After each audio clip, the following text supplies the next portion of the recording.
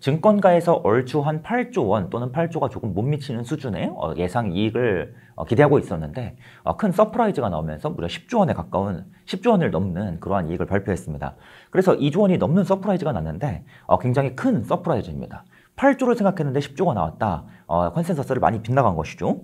그뿐만이 아니라 지난 10년 정도 삼성전자의 이 이익 추이를 쭉 살펴봤을 때 지난 10년 이래에 가장 큰 규모의 서프라이즈다라고 고민을 해볼 수가 있겠습니다. 그런데 이 실적이 그렇다면 왜 증권가의 생각보다 굉장히 잘 나왔는가 라고 좀 말씀을 드려보면, 일단 삼성전자는 많은 분들 아시다시피 HBM, 즉 이 가장 값비싼 요즘에 가장 화두가 되는 이 반도체에서는 제대로 성과를 내지 못하고 있고, 또 HBM의 공급이 일부 이루어지고 있지만 구형 제품 중심으로 그것도 비교적 수율이 낮은 상태로 공급이 되고 있다라고 좀 알고 계실 겁니다. 근데 이처럼 어떻게 높은 실적이 나올 수 있었는가? 아니, 하이닉스만 실적이 잘 나오는 거 아니에요? 그 이유가 무엇인가 하면 삼성전자는 본래 HBM도 계속해서 확대가 되고 있지만 기존의 D램, 기존의 낸드 플래시, 즉 레거시 반도체 비중이 굉장히 높은 편이죠.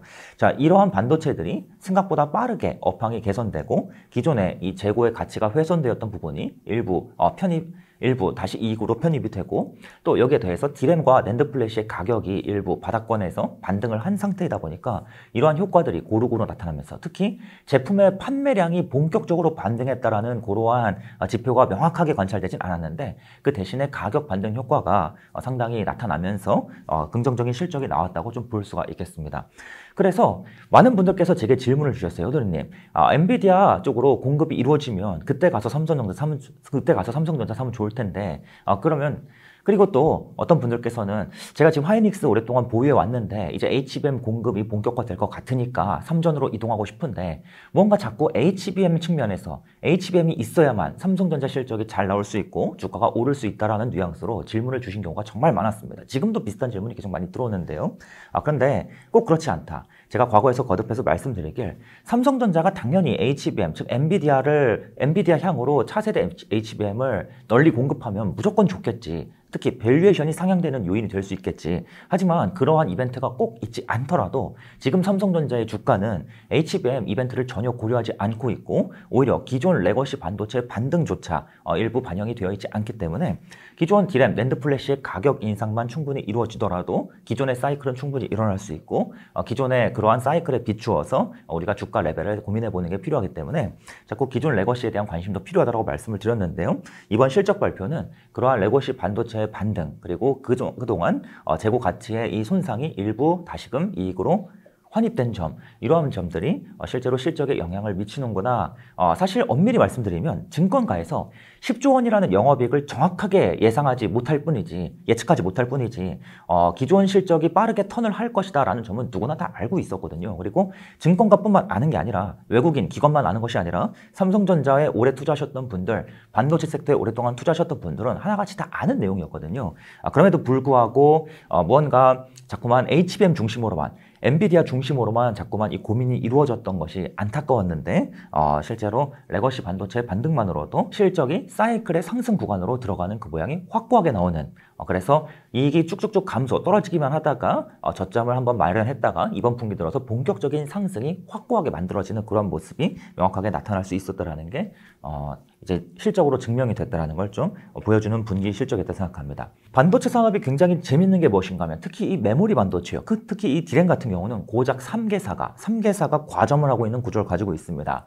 예를 들어서 전 세계에서 가장 많이 팔리는 제품 중 하나가 우리 음료수가 있겠죠. 그러한 음료수만 보더라도 어떻습니까? 전 세계적으로 뭐 코카콜라, 펩시 같은 기업들이 1, 2위를 다투긴 하지만 그럼에도 불구하고 전 세계적으로 메이커가 굉장히 많지 않습니까?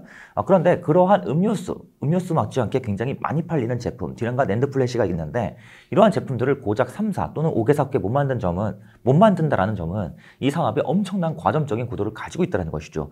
그러다 보니까 어떤 특징이 나타나는가? 조금이라도 가격이 꺾이고 조금이라도 불안 구간으로 드러날 것 같으면 이 3사가 바로 증설 계획을 싹 미루게 됩니다. 즉 반도체 산업은 어떤 특징이 있냐면 시간이 지날수록 계속해서 조금씩 더 반도체 판매량, 즉 수요가 더 늘어날 수밖에 없는 특징을 가지고 있고요. 장기적으로. 거기에 대해서 칩의 성능이 높아지면 높아질수록 반드시 칩 제조 과정이 많아지기 때문에, 더 복잡해지기 때문에 한 개의 공장에서 찍어낼 수 있는 반도체 칩의 물량은 무조건 줄어들게 되어 있습니다. 거기에 더해서 이번에 이번에는 HBM 그리고 DDR5라는 이 새로운 기술 변화에 의해서 더욱더 생산량이 줄어드는 웨이퍼상에서 만들 수 있는 칩의 개수가 10% 이상 줄어들기 때문에 생산량이 더욱더 크게 줄어드는 이슈가 발생했어요. 그래서 반도체 기업들은 기본적으로 계속해서 전방 산업의 성장, 즉 수요를 계속해서 맞추기 위해서 꾸준히 증설을 하는 것이 일반적인데, 그럼에도 불구하고 불황으로 들어갈 것 같아, 가격이 떨어질 징조가 보여, 조짐이 보여 라고 하면 바로 이 증설을 멈추게 된다는 것이죠. 그렇다면 계속해서 생산량을 늘려가야 꾸준히 판매량을 지속적으로 유지할 수 있는데, 증설을 하지 않는다는 뜻은 자연 감산을 유도하게 된다는 뜻과 같고요.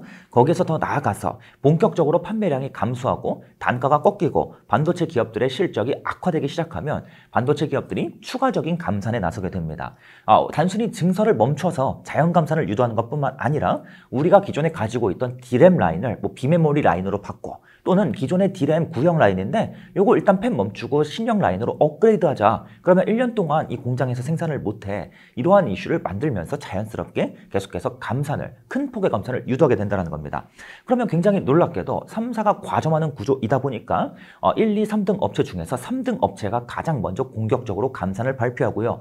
뒤이어서 한 분기 정도 지나서 2위 업체도 공격적인 감산을 예고하고요. 개반에서 1위 업체인 삼성전자는 지금까지 감산을 발표하지 않았다가 이번 사이클 때 25년 만에 처음으로 감산을 발표한 바 있었습니다. 자, 아무튼 간에 이러한 감산이 이루어지면 어떤 이슈가 생기는가?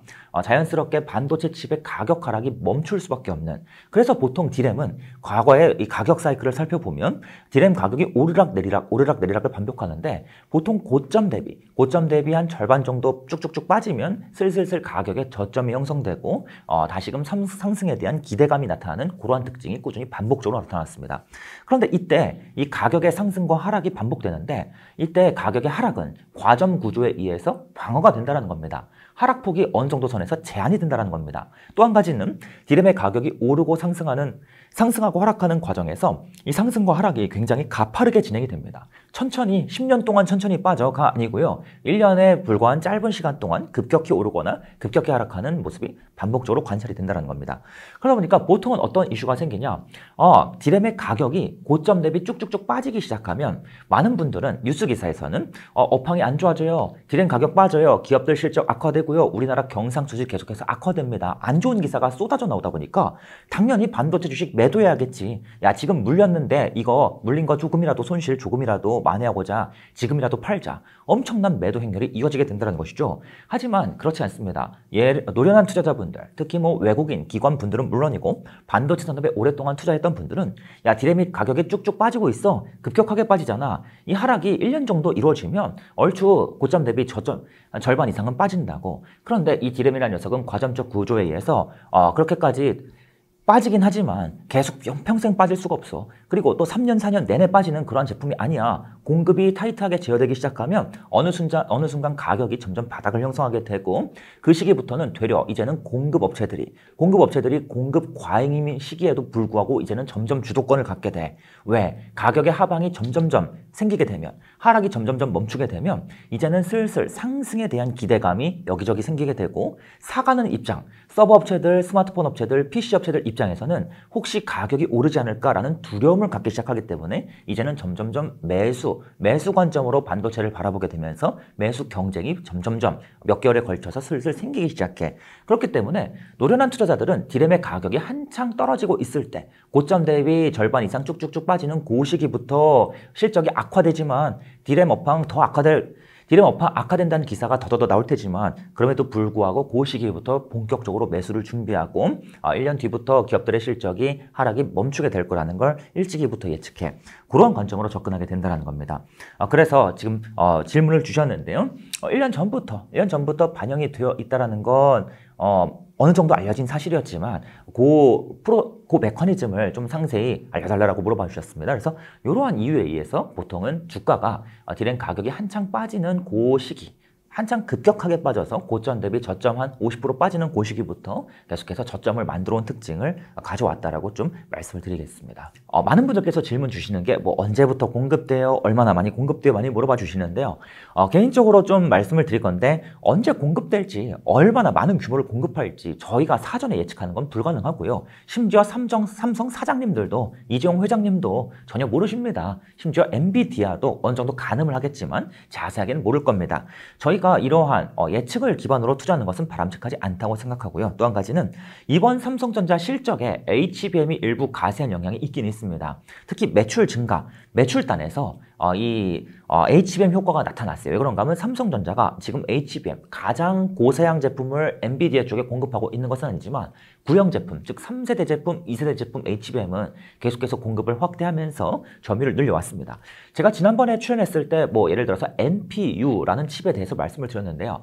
지금 인공지능 서버 업체들이 GPU라고 불리는 가장 고성능 칩을 중심으로 이 인공지능 서비스를 계획하고 있지만 현실적으로 GPU만으로는 이 서버를 모두 다 구현하기가 어렵습니다. 일단 비싸고요. 즉 비용이 너무 많이 들고 또 GPU가 범용 제품이다 보니까 이 모든 틈새 영역을 꼼꼼히 메꾸지 못합니다. 인공지능 서버 업체들 입장에서 이러한 영역도 저러한 영역도 인공지능 서비스를 다양하게 채우고 싶은데 GPU만으로 이들 서비스를 구현하기엔 비효율적인 부분이 많이 있다는 것이죠. 그래서 기업들이 NPU라는 칩을 또는 인공지능 반도체라는 새로운 칩을 자체적으로 개발하기도 하고 이러한 영역의 칩을 개발하는 기업들이 계속 늘어나고 있는데 예를 들어서 인텔이라는 기업이 가우디 칩을 출시합니다. 가우디는 엔비디아의 GPU와 바로 경쟁하는 칩은 아니지만 비교적 그 아랫단에서 틈새 시장을 공략하는 칩인데요. 바로 이러한 영역의 칩들에 즉 엔비디아와 직접 경쟁하진 않지만 무언가 틈새를 인공지능 시장의 틈새를 보완해주는 이러한 칩들에 꼭 차세대 HBM이 쓰이는 것이 아니라 비교적 구형 HBM 제품들이 많이 탑재가 됩니다. 실제로 인텔의 가우디에는 HBM3가 탑재가 되거든요. 이러한 효과에 의해서 삼성전자 실적이 긍정적으로 나타난 부분이 있긴 있습니다. 그런데 그렇다 그래서 앞으로 HBM이 무조건 좋아질 것이냐, 엔비디아 쪽으로 확대될 것이냐, 그걸 확언한다고 이야기할 수는 없겠고요. 다만 한 가지는 분명히 지금 현재 삼성전자의 HBM은 SK하이닉스의 HBM과 비교해서 부족한 부분이 많습니다. 일단 전력 소모가 더 크고요. 발열도 더 높습니다. 그래서 단순히 성능만 비교해보면 엔비디아가 삼성전자의 제품을 쓸 이유가 없어요. 하지만 그럼에도 불구하고 삼성전자의 제품이 들어갈 가능성이 엔비디아로 공급될 가능성이 매우 높은 이유는 HBM이 너무나 공급이 부족하기 때문입니다. 하이닉스가 찍어내는 물량이요. 지금 여러 기업들이 서로 웃돈을 주고 사가고 싶어하는 상황인데 문제는 이제 엔비디아가 기존의 GPU H100 같은 제품만 판매하는 것이 아니라 B100이라고 불리는 차세대 제품들을 계속해서 출시하는데 이러한 블랙을 같은 차세대 제품에서는 HBM을 더욱더 많이 탑재하고 또 용량을 늘려가고 이러한 과정이 필요한데 엔비디아 입장에서 하이닉스 제품만 가지고 차세대 제품을 찍어내기에는 이 공급이 부족한 상황이라는 것이죠. 그래서 어쩔 수 없이 현재 부족한 공급을 최대한 메꾸기 위해서 시장 기관의 기사들, 리포트들을 보니까 하이닉스의 제품만 가지고는 공급의 70% 정도만을 메꿀 수 없다. 즉 30%는 마이크론과 삼성으로부터 사올 수밖에 없다라는 이야기가 많이 보입니다. 그러한 이유에서 일부 사갈 수밖에 없다라는 게 지금 계속해서 이야기가 되고 있는데요. 그래서 지금 최근에 실적이 잘 나왔으니까 HBM이 더 잘 될 거야 라고 이야기하기보다는 조금 계속해서 GPU, 인공지능 반도체들이 발전하는 과정에서 더 용량이 크고 더 많은 HBM을 필요로 하기 때문에 좀 그런 관점에서 공급이 추가적으로 이루어질 것으로 보인다라고 좀 말씀을 드려보겠습니다. 그래서 좀 한 가지 제가 안타까웠던 부분은 하이닉스의 HBM 무조건 성능이 좋고 전력 소모도 좋고 발열 성능도 좋은데 무조건 삼성은 안 팔리겠지. 삼성은 공급할 데가 없어 라는 식으로 말씀하시는 경우가 많았는데요. 이게 시장 상황이 실제로 그렇지가 않습니다. 전반 기업들이 공급이 충분하면 성능이 좋은 제품만 사가면 되겠지만 현실적으로 공급이 부족하기 때문에 어쩔 수 없이 울며 겨자 먹기로 삼성 제품도 마이크론 제품도 사가야 하는 상황이다. 그래서 현재 삼성과 마이크론이 현재 다소 실력이 부족한데도 불구하고 공격적으로 증설을 하고 있고 현재 하이닉스, 삼성, 마이크론 모두의 증설 규모를 다 합쳐도 앞으로 한 1년 정도, 2년 정도 수요를 간신히 따라갈 수준으로 이제 공급을 맞추게 된다라고 좀 말씀을 드려보겠습니다. 그런데 저희가 반도체 산업에 투자할 때 꼭 주의하실 사항이 있습니다. 절대로 천장을 예측하거나 절대로 언제까지 오를지 시기를 예측해서는 안 된다는 것입니다. 그 이유가 무엇인데 저희가 예측을 할 수 있다라고 믿으면 자꾸 예측을 기반으로 무언가 예측을 하려고 내 모든 분석을 예측하는 데 시간을 쏟게 됩니다. 감히 말씀드리건대 우리나라 주식들의 70%는 예측이 불가한 영역에 있습니다. 그리고 나머지 30%도 보통은 예측이 잘 안 맞는 영역에 정확하지 않은 영역에 있습니다. 그래서 실제로 미국 기업과 미국 주식과 우리나라 주식을 설명할 때 제가 자주 말씀드리는 내용 중 하나가 미국 주식이 단순히 잘 오르기 때문에 크게 오르기 때문에 유리한 게 아닙니다. 미국 주식은요 예측이 가능한 주식이 훨씬 더 많습니다. 우리나라는 현실적으로 이 사이클 산업, 특히 반도체 사이클 산업은요 예측이 아예 불가능한 영역입니다. 예측이 불가능한 게 왜 중요한가? 내가 예측이 안 될 거라고 마음을 먹는 순간 투자 전략이 바뀌게 됩니다. 예를 들어서 우리가 여행 계획을 짤 때 야, 비가 무조건 올 거야. 비가 몇 미리 올 거야. 야, 1년 뒤에 지금 해외여행 비행기표 끊어놨는데 1년 뒤에 비가 강수량이 100mm야 라고 내가 정확하게 예측을 한다면 자꾸 나는 비 오는데 맞춰서 여행 계획을 짜게 될 겁니다. 하지만 우리가 예측할 수 없어 라고 생각하면 여행 계획이 바뀌게 되겠죠. 비가 오면 이렇게 안 오면 저렇게. 그리고 비가 올 수도 있으니까 우산을 챙기고 일단 챙기고 대신 작은 우산을 챙기고 뭐 필요하면 우비도 챙기고 이런 식으로 계획을 바꿔서 맞춰게 된다는 겁니다. 여행 계획을 짤 때요 자꾸 날씨를 예측하려고 하는 것이 아니라 그에 맞춰서 준비물을 짜게 된다는 것이죠. 주식 투자도 마찬가지입니다. 예측을 할 수 없다라고 마음을 먹는 순간 내가 기업들의 정확한 목표 주가, 정확한 실적 추정을 하려고 하기보다는 대략적으로 범위 안에서 100에서 200 정도 벌겠지, 뭐 밸류에이션이 뭐 한 7에서 10 정도 가겠지 범위로 생각을 하게 되고요. 그런데 이마저도 불가능하게 된다면 이러한 범위 수준의 예측조차 불가능하다면 뭔가 방향성을 중심으로 투자 계획을 바꾸게 된다는 겁니다. 즉 무슨 말하고 싶냐? 정확히 꼭지가 어디까지 갈 거니까 꼭지 조금 더 먹어볼게. 그러한 전략이 아니라 야 정확히 어디까지 튈지 알 수 없으니까 지금 이미 주가가 많이 오른 상황에서는 다음 사이클을 기대해보자. 하락 사이클이 본격화될 때 그때 주가가 계속해서 떨어지면 다음번 상승으로 전환되는 그 다음번 상승 사이클을 기대하면서 계속해서 하락 구간에서 모아서 점점 더 싸게 사 모아가 보자. 그러다 보면 어느 순간 2배 올라 있겠지. 이런 식으로 전략이 바뀌게 된다는 겁니다.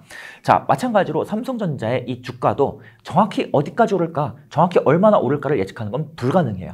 그래서 중요한 게 무엇인가 하면 대략적으로 지난 사이클상 보니까 대략 이 정도 범위 수준에서 상승이 마무리되더라. 그걸 고민해 볼 수가 있겠고요. 또 한 가지는 지금 현재 위치를 고민해 볼 수 있겠다는 것입니다. 우리가 정확히 등산을 하다 보면 우리가 정확히 이 산을 내가 몇 개 계단을 올라야 되고 몇 킬로미터를 가야 하는지 잘 안 보일 때가 있죠. 힘들어 죽겠는데 얼마나 남았지 잘 모를 때가 있습니다.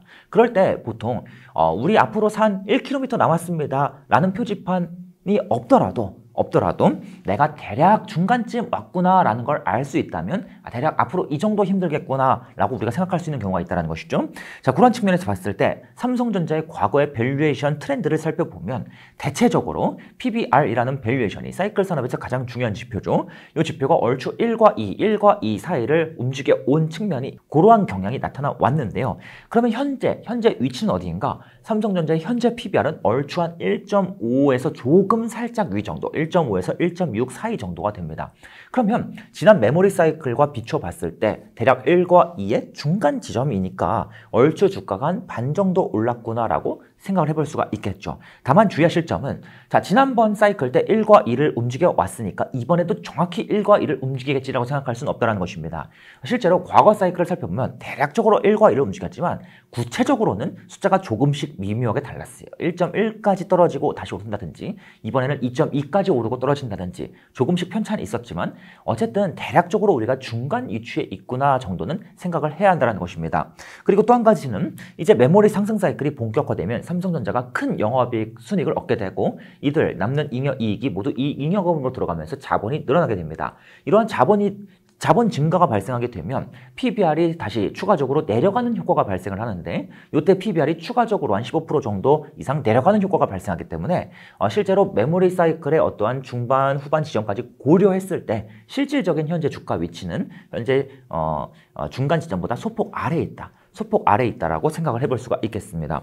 자, 그렇다면 여기서 이제 전략별로 나뉘게 됩니다. 나는 비교적 삼성전자, 하이닉스 투자를 할 때 주가가 어느 정도 올랐는데 남는 영역 조금 더 먹고 싶어. 나는 굉장히 장기적인 관점을 가지고 투자하기보다는 비교적 한 6개월, 뭐 1년 이내에 그 정도 수준에서 투자를 마무리하고 싶기 때문에 나는 좀 더 지금 올라 있지만 추가적인 이익을 먹고 싶어 하시는 분들께서는 지금 PBR이 중간 지점이니까 좀 더 올라갈 수 있겠지. PBR이 정확히 2까지 올라가지 못할 수는 있겠지만 못해도 1.8, 1.9 정도는 갈 수 있겠지라고 생각하시면서 여전히 조금 더 매수를 지향하시거나 지속 보유를 지향하시는 전략을 펼치실 수 있겠고요. 그에 반해서 나는 기본적으로 주식을 한번 매수하면 못해도 2, 3년은 계속해서 보유하고 싶어. 자꾸 샀다 팔았다 하고 싶지 않고 좀 더 나는 오랫동안 보유하는 스타일이야 하시는 분들께는 현재 위치가 이미 중간 이상 올라가 있는 구간이다 보니까 조금 부담이 되실 수 있을 겁니다. 그래서 이번만큼은 비교적 짧은 시각으로 나는 한 6개월 이내에 투자를 마무리할 수도 있겠구나. 1년 이하 시기에서 투자를 마무리할 수 있겠구나 라는 관점으로 보시거나 또는 PBR이 2까지 올라갔다 다시 뚝 떨어져서 다음번 1을 찍을 때 1 가까이를 찍을 때 그때 매수를 고려하시는 그런 전략으로 좀 달리 투자 성향에 맞추어서 생각하시는 게 좋겠다라고 말씀을 드려보겠습니다. 이 투자에서 가장 중요한 것은 주가가 얼마나 오를 수 있어가 아닙니다. 많은 투자자분들께서 잘못 생각하시는 게 주가가 10배 오르면 내 수익률도 10배가 되겠지라고 생각하시는데 절대 그렇지 않아요. 똑같이 10배가 오르는 주식이 있더라도 투자자분들마다 수익률이 다 다른 이유는 각자 목표로 하는 보유 기간이 다르고 또 실제로 내가 파는 시기가 다르고 그리고 보통 개인 투자자분들 같은 경우에는 오르는 구간보다 떨어지는 폭이 내가 하락을 얼마나 얻어맞냐 거기서 수익률이 결정됩니다. 절대로 주가가 오르는 구간에서 파시는 분들은 많지 않습니다. 대부분 분들은 본격적으로 하락이 거칠게 시작되면 이제라도 팔아야 되나? 지금이라도 팔까? 점점 더 떨어지는데 그 과정에서 매도를 하시게 되고 그 과정에서 일찍 팔면 수익, 늦게 팔면 손실 그러한 결과가 이어지게 됩니다.